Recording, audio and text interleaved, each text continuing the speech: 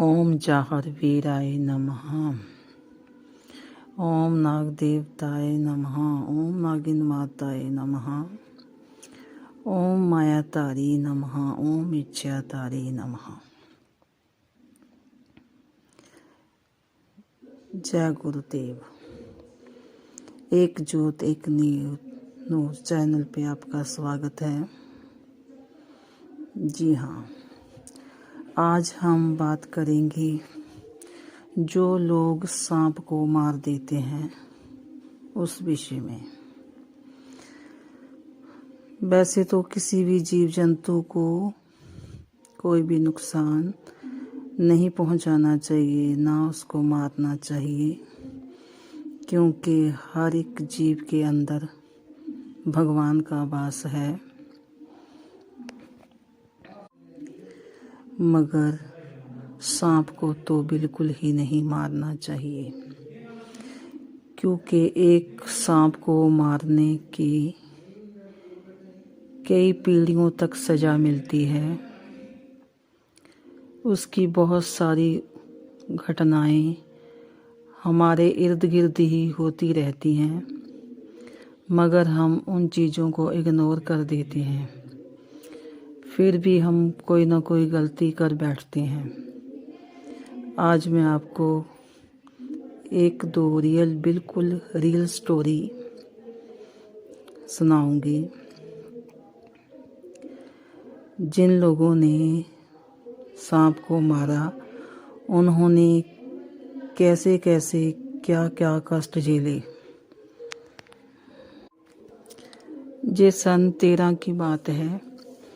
एक बार एक पति पत्नी मेरे पास आए। उन्होंने बताया कि साईं जी, हमारे घर में बहुत सी प्रॉब्लम हो रही है। हमारे पहले एक बेटा हुआ था, वो 9 महीने का होकर ख़त्म हो गया।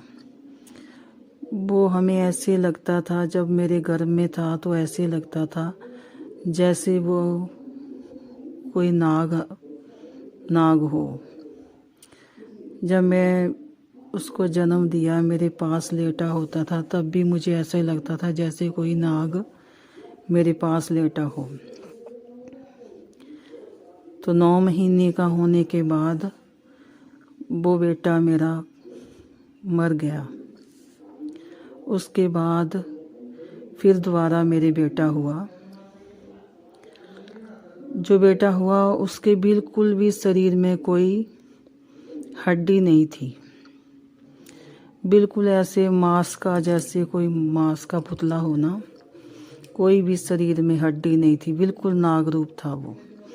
इतना गोरा, बिल्कुल सफ़ेद रंग का, जैसे नाग होता है ना, वैसा ही था। मैंने खुद अपनी आंखों से देखा उसे। फिर वो उसको मेरे पास लेके आई। जब वो लेके आए तो उन्होंने बताया कि पता नहीं हमसे कोई भूल हो गई है या क्या बात है। हमने बहुत जगह दिखाया इसे। वो तब 1 साल का था।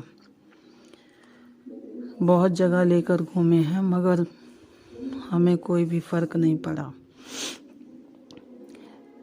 जैसे ही उन्होंने मेरे से बात की तो चलो, मैंने अपने बाबा के आगे अरदास लगाई। तो झट से उनके घर के नाग देवता हमारे सामने आ गए। उन्होंने बताया फिर कि मेरा इनके घर में स्थान था, इन लोगों ने मुझे मार दिया। उसकी ससुर ने उस नाग को मार दिया था, उसकी सास के कहने पर।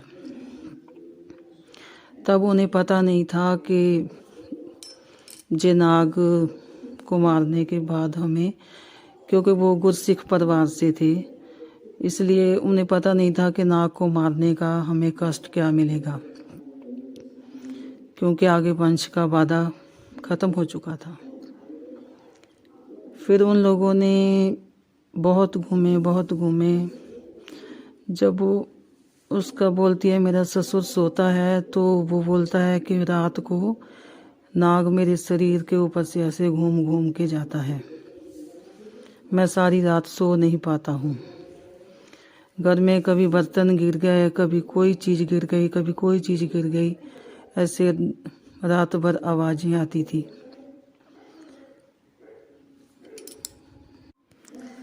घर के हर एक कमरे की फर्श फट जाती थी, अपने आप ही उसमें तरेरें पड़ जाती थी। फिर वो दोबारा से उसको रिपेयर कराती, वो फिर फट जाती थी। घर में बहुत ज़्यादा मुश्किलें आने लगी। पहले बहुत सी गाड़ियाँ थी, गाड़ियों के मालिक थे, वो धीरे धीरे करके घर में इतनी गरीबी आ गई कि वो अपने बच्चे का इलाज भी नहीं करवा सकती थी। घर में धूप बत्ती लगाने के लिए भी उनके पास पैसा नहीं होता था। और वो जो उनका बेटा था 1 साल का, वो ऐसे ही बस उसके नाक से मुंह से पानी, ऐसे ही पानी चलता रहता, वो री री री री जैसे बस रोता ही रहता था, रोता ही रहता था। तो उसको बिल्कुल भी आराम नहीं था मिलता, एक पल के लिए भी। फिर जब बाबा ने मुझे बताया कि उस नाग देवता को वो अपना स्थान चाहते हैं, उनको स्थान दो। फिर मैंने उन्हें कहा कि आपको स्थान देना पड़ेगा, घर में ही उन्हें स्थान दो कहीं पर। आप जब तक स्थान नहीं दोगे तो वो बच्चे का शरीर नहीं छोड़ेगा, क्योंकि उसने आपके घर में जन्म ले लिया है।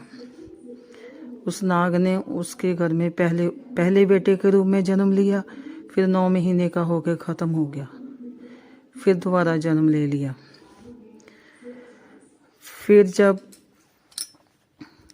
फिर वो लोग मुझे बोले कि हमारे घर आओ, हमारे साथ चलो।